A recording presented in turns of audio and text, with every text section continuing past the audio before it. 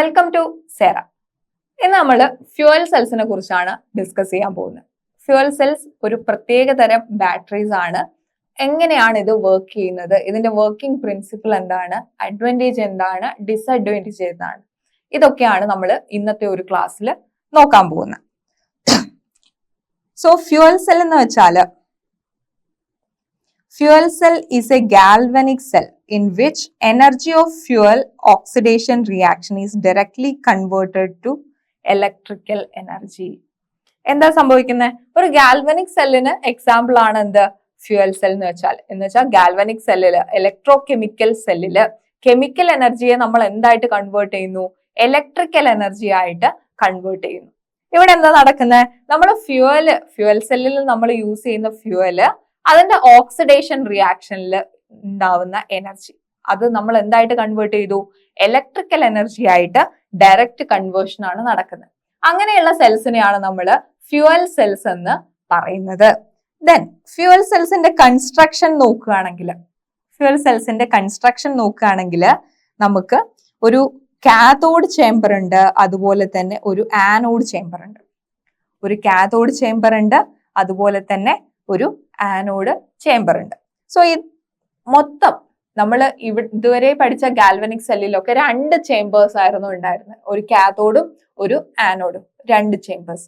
ഇവിടെ നമുക്ക് 3 ചേംബേഴ്സ് കാണാം. 1, 2, 3 3 ചേംബേഴ്സ് ആണ് ഫ്യൂവൽ സെല്ലിൽ ഉള്ളത്. ദെൻ ഇവിടെ ഈ ഇൻ ബിറ്റ്വീൻ ഈ കാണുന്ന പോർഷൻ, ഇവിടെ നമ്മൾ ഒരു അക്വസ് ഇലക്ട്രോലൈറ്റ് ഫില്ല് ചെയ്യും. അക്വസ് ഇലക്ട്രോലൈറ്റ് യൂഷ്വലി ഇത് സോഡിയം ഹൈഡ്രോക്സൈഡോ അല്ലെങ്കിൽ പൊട്ടാഷ്യം ഹൈഡ്രോക്സൈഡോ എന്തെങ്കിലുമൊക്കെ ആയിരിക്കും. ഒരു അക്വസ് ഇലക്ട്രോലൈറ്റ് നമ്മൾ അവിടെ ഫില്ല് ചെയ്യുന്നു. ദെൻ ഈ ഒരു വാൽവിൽ കൂടെ നമ്മൾ ഹൈഡ്രജൻ ഗ്യാസ് കണ്ടിന്യൂസ് ആയിട്ട് സപ്ലൈ ചെയ്യുന്നു.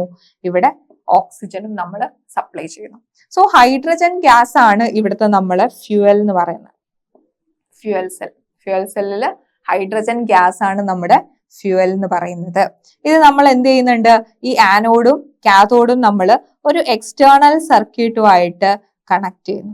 ഇതാണ് ഇവിടുത്തെ കംപ്ലീറ്റ് സെൽ റെപ്രസെന്റേഷൻ, അല്ലെങ്കിൽ അതിന്റെ ഒരു സ്കീമാറ്റിക് ഡയഗ്രം എന്ന് പറയുന്നത്. ദെൻ ഈ 3 ചേംബേഴ്സും ഡിവൈഡ് ചെയ്തേക്കുന്നത് എന്തുകൊണ്ടാണ്? Porous graphite electrode. പോറസ് ആയിട്ടുള്ള ഗ്രാഫൈറ്റ് ഇലക്ട്രോഡ്സ് വെച്ചിട്ടാണ് നമ്മൾ ഈ ചേംബേഴ്സ് ഡിവൈഡ് ചെയ്തിട്ടുള്ളത്. ദെൻ ഇതിലേക്ക് നമ്മൾ പ്ലാറ്റിനം കൂടെ ഇൻകോർപ്പറേറ്റ് ചെയ്തിട്ടുണ്ട്. എന്തുകൊണ്ടാണ് പ്ലാറ്റിനം ഇൻകോർപ്പറേറ്റ് ചെയ്തിട്ടുള്ളത്? പ്ലാറ്റിനം ഒരു ഇനേർട്ട് ആയിട്ടുള്ള മെറ്റൽ ആയതുകൊണ്ടാണ് നമ്മൾ അതും കൂടെ ഇൻകോർപ്പറേറ്റ് ചെയ്തിട്ടുള്ളത്.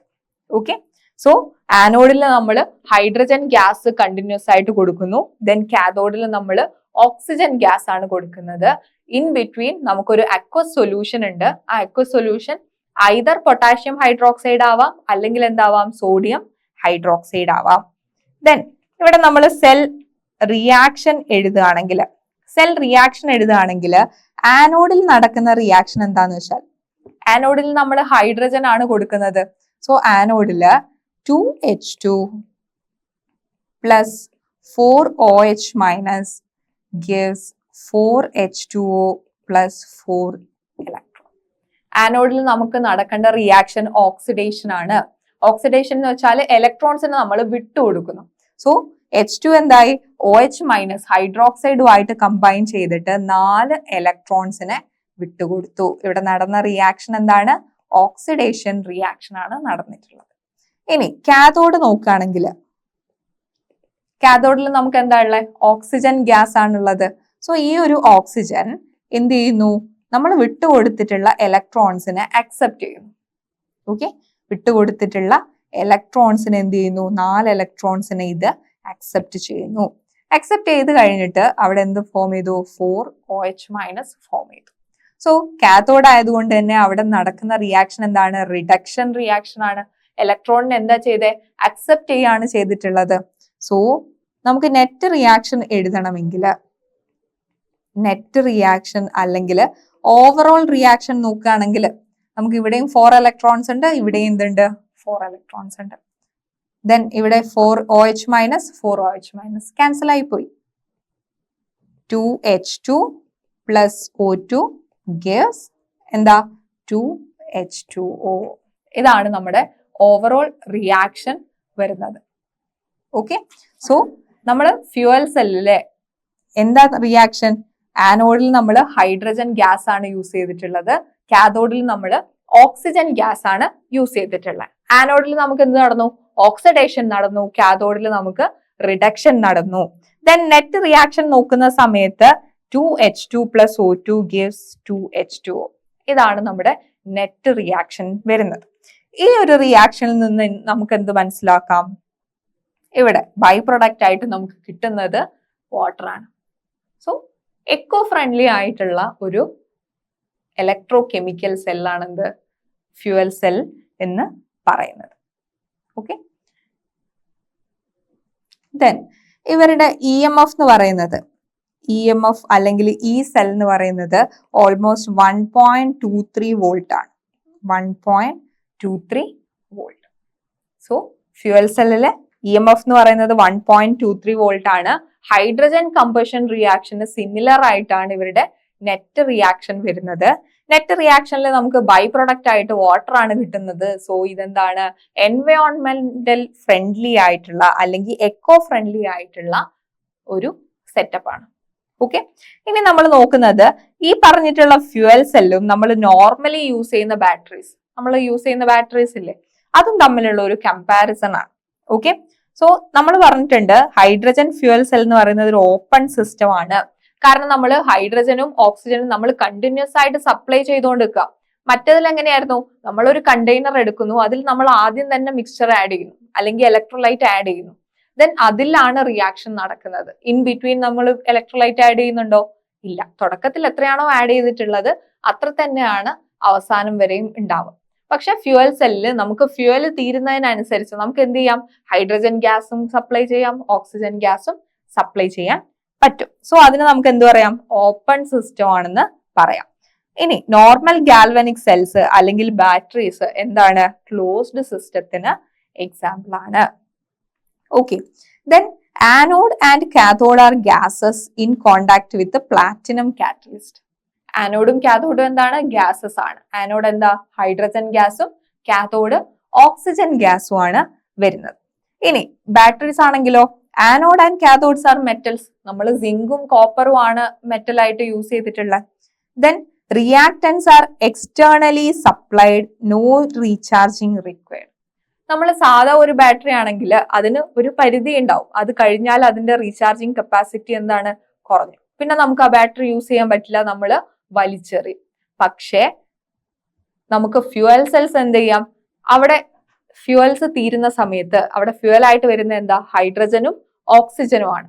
സോ ഈ രണ്ട് ഫ്യൂവൽസും നമുക്ക് കണ്ടിന്യൂസ് ആയിട്ട് സപ്ലൈ ചെയ്തുകൊണ്ടിരിക്കാം. നമുക്ക് കണ്ടിന്യൂസ് ആയിട്ട് എനർജി കിട്ടുകയും ചെയ്യും. നമ്മൾ ഈ സെറ്റപ്പ് ഇടയ്ക്കിടയ്ക്ക് ചേഞ്ച് ചെയ്യേണ്ട ആവശ്യമുണ്ടോ? ഇല്ല. സോ ഇതൊക്കെ എന്താണ്? ഫ്യൂവൽ സെല്ലിന്റെ അഡ്വാൻറ്റേജ് ആണ്. ഓക്കെ, ദെൻ ഈ പറഞ്ഞ കാര്യങ്ങൾ ഒന്നുകൂടെ നമ്മൾ ചുരുക്കി പറയുകയാണെങ്കിൽ ഫ്യൂവൽ സെൽസിന് ഹൈ എഫിഷ്യൻസി ആണ്. ഓൾമോസ്റ്റ് 70% ആണ് ഫ്യൂവൽ സെൽസിന്റെ എഫിഷ്യൻസി വരുന്നത്, which is relatively high. Okay, then they are very light ആയിട്ടുള്ള ആൾക്കാരാണ്. കാരണം ഗ്യാസസ് അല്ലേ നമുക്ക് യൂസ് ചെയ്യേണ്ടത്. So they are very light. Then since no direct combustion is involved, they serve as pollution free. നമ്മൾ direct combustion ഒന്നുമില്ല, gases ആണ്. And by product ആയിട്ട് നമുക്ക് കിട്ടുന്നത് വാട്ടറും ആണ്. സോ അത് പൊല്യൂഷൻ ഫ്രീ ആയിട്ടുള്ള സോഴ്സ് ഓഫ് പവർ ആയിട്ട് നമുക്ക് യൂസ് ചെയ്യാം. ഇനി നിങ്ങൾക്ക് സംശയം തോന്നും, നമ്മൾ ഇത്രയൊക്കെ അഡ്വാൻറ്റേജ് ഉണ്ടായിട്ടും ഫ്യൂവൽ സെൽസിന് പകരം നമ്മൾ ഇപ്പോഴും യൂസ് ചെയ്തുകൊണ്ടിരിക്കുന്നത് എന്താണ്? ബാറ്ററീസ് ആണ്. നമ്മൾ യൂസ് ചെയ്യുന്നു, ഉപയോഗം കഴിഞ്ഞിട്ട് അത് വലിച്ചെറിയുന്നു.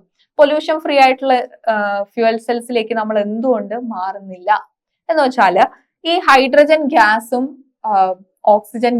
ഓക്സിജൻ കമ്പാരിറ്റീവ്ലി കുഴപ്പമില്ല. ബട്ട് ഹൈഡ്രജൻ ഗ്യാസ് ട്രാൻസ്പോർട്ട് ചെയ്യാൻ അല്ലെങ്കിൽ അത് ഒരു സ്ഥലത്ത് നിന്ന് മറ്റൊരു സ്ഥലത്തേക്ക് എത്തിക്കാനുള്ള ബുദ്ധിമുട്ട്, ആ ഒരു ബുദ്ധിമുട്ട് ടാക്കിൾ ചെയ്യാൻ ഇതുവരെ നമുക്ക് പറ്റാത്തതുകൊണ്ടാണ് നമ്മൾ ഹൈഡ്രജൻ ഫ്യൂവൽ സെൽസ് നിലവിൽ ഈ ഒരു റേഞ്ചിൽ നമ്മൾ യൂസ് ചെയ്യാത്തത്. ഓക്കെ, അപ്പോൾ ഹൈഡ്രജൻ ഫ്യൂവൽ സെൽസ് അല്ലെങ്കിൽ ഫ്യൂവൽ സെൽസിനെ കുറിച്ച് ചോദിച്ചാൽ നിങ്ങൾ എഴുതേണ്ട കാര്യം എന്താന്ന് വെച്ചാൽ ആദ്യം തന്നെ നിങ്ങൾ ഒരു നീറ്റ് ആയിട്ടുള്ള ഒരു ഫിഗർ വരയ്ക്കണം.